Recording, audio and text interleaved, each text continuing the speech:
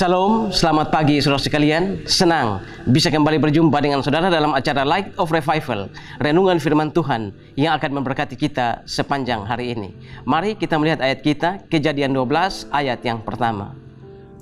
Berfirmanlah Tuhan kepada Abraham, pergilah dari negerimu dan dari sanak saudaramu dan dari rumah bapamu ini ke negeri yang akan kutunjukkan kepadamu. Be a great blessing for others. Menjadi berkat yang besar bagi orang lain.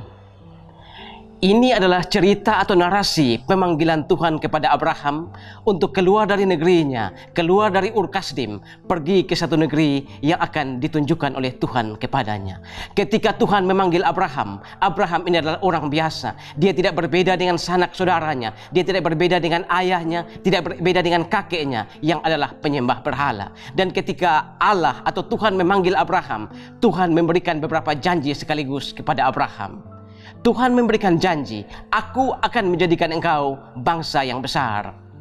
Ketika itu umur Abraham 75 tahun. Abraham sudah sangat tua. Dan ketika itu usia perkawinan mereka juga sudah sangat tua. Dan anak satu pun tidak hadir. Tetapi janji Tuhan kepada Abraham, aku akan menjadikan engkau bangsa yang besar. Bagaimana mungkin menjadi bangsa yang besar sedangkan anak satu tidak hadir? Mungkin Abraham dalam hati berkata kepada Tuhan, tak usah bangsa yang besar Tuhan, cukup anak satu saja. Lalu Tuhan memberikan janji yang kedua, aku akan membuat namamu masyhur. Masyhur di mana? Ur Kasdim itu bukan negara yang kecil. Ur Kasdim itu negara yang sangat besar.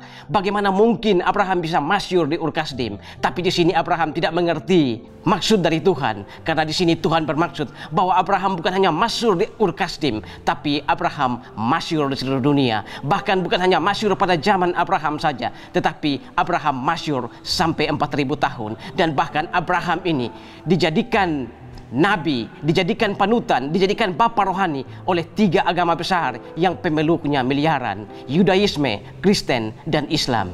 Lalu janji yang berikut, aku akan memberkati engkau. Ini berbicara tentang berkat secara jasmani. Tuhan akan memberkati Abraham secara jasmani. Walaupun saat itu kehidupan Abraham di Ur Kasdim, Abraham bukan orang miskin, kerjanya berdagang, dia bukan orang miskin, tapi dia juga bukan orang yang terlalu kaya. Lalu Tuhan memberikan janji yang berikut. Orang yang memberkati engkau akan diberkati, dan orang yang mengutuk engkau akan dikutuk.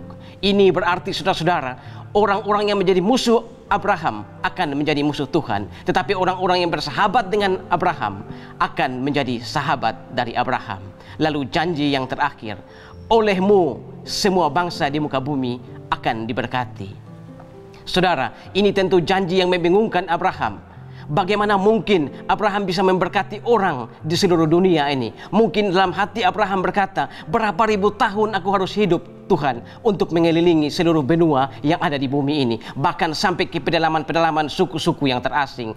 Pada waktu itu belum ada pesawat. Abraham juga tidak tahu bahwa akan ada pesawat. Tetapi seandainya ada pesawat pun, berapa ribu tahun Abraham harus hidup sehingga dia mampu untuk mengelilingi seluruh dunia. Tetapi di sini saudara, sekali lagi Abraham tidak mengerti bahwa janji Tuhan ini adalah janji yang bersifat janji mesianik, yaitu bahwa Abraham dipanggil untuk menjadi berkat dengan menghadirkan Mesias.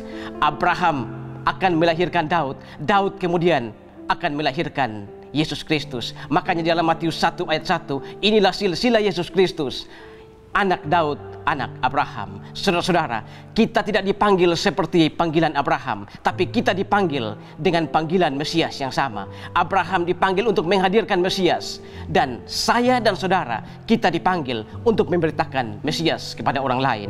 Kita yang sudah diselamatkan oleh Tuhan Yesus, kita yang sudah dibasuh oleh darah Yesus dosa-dosa kita, kita harus memberitakannya kepada orang lain. Kita harus berbagi berkat Abraham itu yang datang lewat Yesus Kristus. Kita harus berbagi kepada orang lain.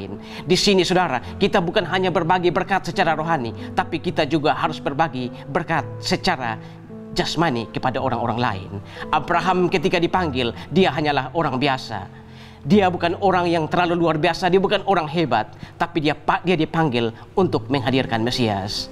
Saudara-saudara, kalau saudara sudah diselamatkan oleh Tuhan Yesus Kristus, Kalau saudara sudah dibasuh oleh darah Tuhan Yesus Kristus, maka kita pun harus menjadi berkat bagi orang lain, memberitakan Yesus Kristus yang dihadirkan oleh Abraham kepada orang lain. Dan kita juga harus berbagi berkat jasmani yang ada pada kita. Jangan menunggu kita kaya baru mau berbagi. Kita bisa berbagi sepotong roti, kita bisa berbagi nasi bungkus kepada orang-orang yang membutuhkan. Saudara, saya dan saudara, kita mungkin orang biasa. Kita bukan orang luar biasa, kita bukan orang kaya, tetapi itu tidak menghalangi kita untuk menjadi berkat bagi orang lain. Engkau dan aku, kita mungkin ordinary person, itu tidak apa-apa, tapi itu tidak menghalangi kita untuk be a great blessing for others. Tuhan memberkati kita semua. Tuhan, terima kasih untuk firman-Mu pagi hari ini. Kami belajar dari pemanggilan Abraham untuk keluar dari Ur Kasdim. Di sini Tuhan memanggil Abraham untuk menghadirkan Mesias dalam dunia ini.